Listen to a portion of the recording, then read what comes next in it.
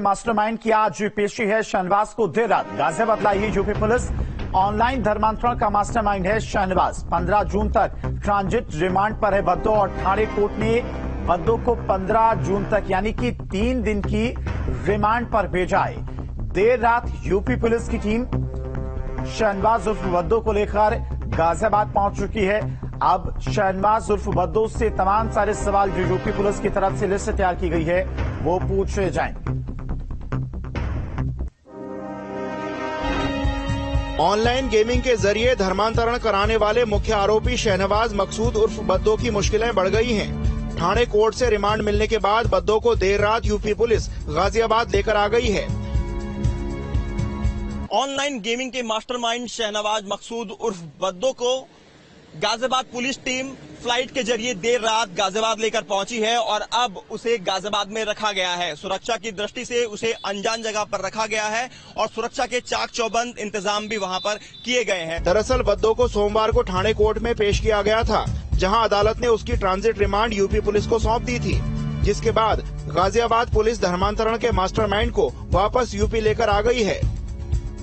अब वर्चुअल धर्मांतरण के आरोपी बद्दो से 15 जून तक गाजियाबाद पुलिस पूछताछ करेगी, जिसके बाद गाजियाबाद कोर्ट में उसे पेश किया जाएगा। दरअसल गाजियाबाद पुलिस आज सवालों की एक लंबी फहरिस्त लेकर बैठेगी और उन तमाम सवालों के जवाब बद्दो से पूछे जाएंगे। सवाल ये होगा कि आखिरकार कैसे ऑनलाइन गेमिंग के जरिए बद्दो बच्चों का ब्रेन वॉश करता था और उसके बाद उन्हें धर्मांतरण करने के लिए उकसाता था। इसके साथ ही बद्दो का पाकिस्तान के साथ क्या कनेक्शन है, दुबई के साथ क्या कनेक्शन है और क्या पूरे इस नेक्सस के पीछे कोई बड़ा सिंडिकेट भी है जो फंडिंग मुहैया कराता था। और बद्दो जैसे कितने कैरेक्टर देश भर में अभी ऑनलाइन गेमिंग के माध्यम से नौजवानों को अपना निशाना बना रहे हैं। शहनवाज पर गाजियाबाद के कविनगर पुलिस स्टेशन में धर्मांतरण कानून के तहत केस दर्ज है।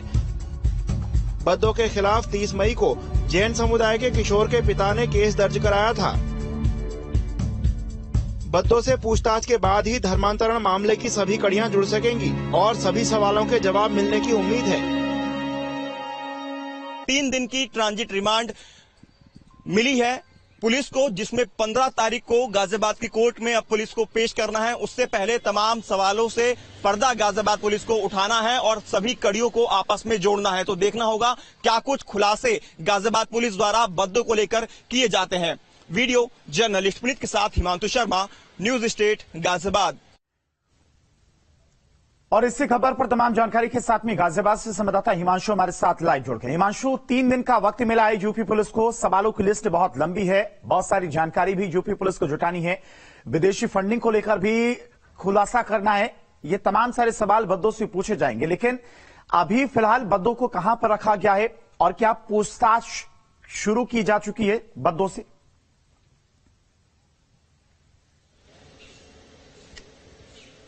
और बिल्कुल देखिए, लेट नाइट जिस तरह से बद्दो को यहां पर लेकर आया गया था और यही वजह थी कि उसे फ्लाइट के द्वारा गाजियाबाद की पुलिस की एक टीम जो है वो रात में लेकर आई थी और तभी से लगातार बद्दो से पूछताछ की जा रही है और जो तमाम सवाल हैं उनके जवाब उससे लिए जा रहे हैं। उसकी एक वजह यह भी है कि गाजियाबाद के जो कमिश्नर हैं अजय मिश्रा, हमारी उनसे बात हुई थी, उनका यह कहना है कि बद्दो को आज ही गाजियाबाद न्यायालय के अंदर पेश किया जाएगा, जो डिस्ट्रिक्ट कोर्ट है उसमें पेश कर दिया जाएगा और उसके बाद कस्टडी रिमांड मांगी जाएगी। यानी कि बद्दो की कस्टडी रिमांड जिला कोर्ट में पेश करने के बाद मांगी जाएगी। कितने दिन की ये रिमांड मिलती है ये देखना बेहद आज के दिन अहम रहने वाला है, क्योंकि उसी कस्टडी रिमांड पर ये डिपेंड करेगा कि किस तरह से आगे की पूछताछ की जानी है। फिलहाल जो सवालों की फहरिस्त है उसमें अगर हम बात करें तो बद्दो का connection, Pakistani connection, Dubai connection और जो सिंडिकेट है जो इस पूरे नेक्सस को पूरे देश भर में चला रहा है और बद्दो जैसे कितने और लोग हैं जो इस नेक्सस में इन्वॉल्व हैं और बच्चों का ब्रेन वॉश कर उन्हें धर्मांतरण करने के लिए उकसाते थे, उन सवालों के जवाब देने हैं। सबसे अहम कड़ी जो ये है कि बद्दो के पास से उसका जो मोबाइल और लैपटॉप मुंबई से गाजियाबाद पुलिस की टीम लेकर आई है उसकी रिकवरी करना, उसमें जो डेटा था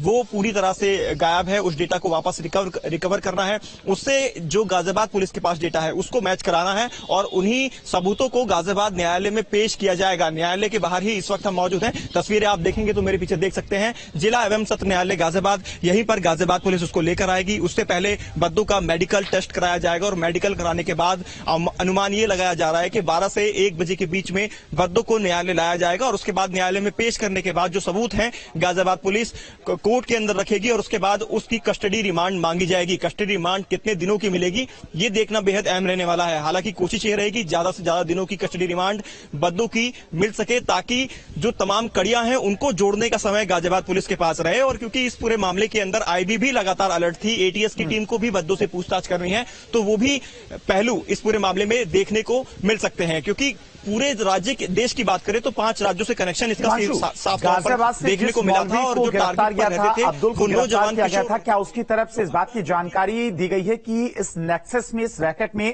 पूरे देश भर में कितने लोग शामिल थे जो इसको चला रहे थे?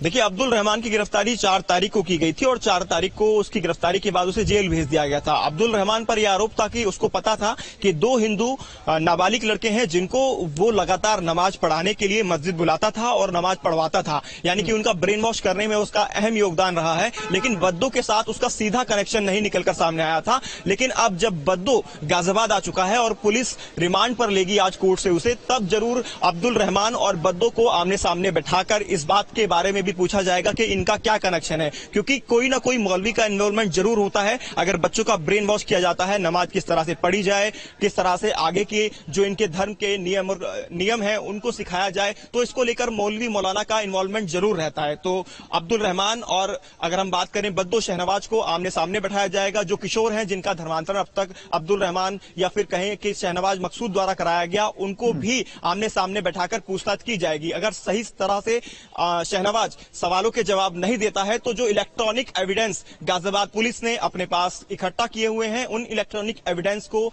शहनवाज को दिखाया जाएगा और उसके बाद उससे सवाल पूछे जाएंगे। और तमाम ऐसे बैंक अकाउंट्स हैं जिसमें फंडिंग की गई है, उस फंडिंग के बारे में भी गाजियाबाद पुलिस सवाल करेगी। क्योंकि दुबई घुमाने की बात भी इसने सामने आई थी कि बच्चों को 2023 के जनवरी महीने में ही सभी को दुबई ले जाने की प्लानिंग में था शहनवाज उर्फ बद्दो। तो ये सवाल हैं जिनके जवाब पुलिस को तलाशने हैं और एक के बाद एक कड़ियों को जोड़कर जो पूरा नेक्सस है इस सिंडिकेट का पर्दाफाश करना है। जैसे गाजियाबाद से मौलवी को गिरफ्तार किया गया, ऐसे कई और मौलवी होंगे जो लोगों का धर्मांतरण करा रहे थे। इन्हें क्या शहनवाज की तरफ से या कहीं से कोई टारगेट दिया जाता था कि इतने लोगों का आप धर्मांतरण कराइए, इसके बदले आपको ये चीजें मुहैया कराई जाएंगी?